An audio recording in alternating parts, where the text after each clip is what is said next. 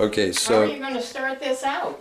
well, I was saying that it's my understanding, I think all us kids, that your family disowned you because you turned away from Catholicism to marry Dad. Oh no, they loved your dad.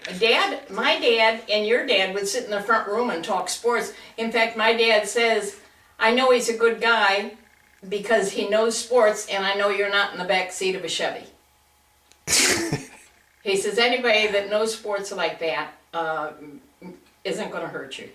Uh-huh. But no, we just always just went as far as Chicago, and due to the extra travel and with 4 kids or 3 kids or however many it was, we just never went any further. But my dad wrote me a letter when I wrote and told them that I was going to go to the Methodist Church, and my dad wrote me a letter and he said, it'll break my heart, but it'll mend. Uh-huh. So, but there was never any animosity or anything. They did not come to the wedding. 2 of my aunts came, Uh-huh.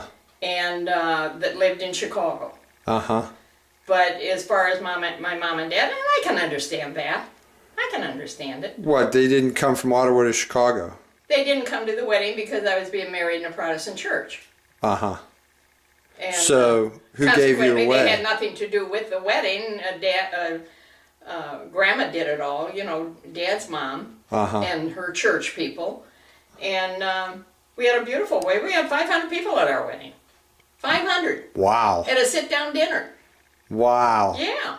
Those were the good old days. And that was when you used to stay there and open presents till the last one was open. And we were there until about 1:30 in the morning, and everybody stayed. And no alcohol.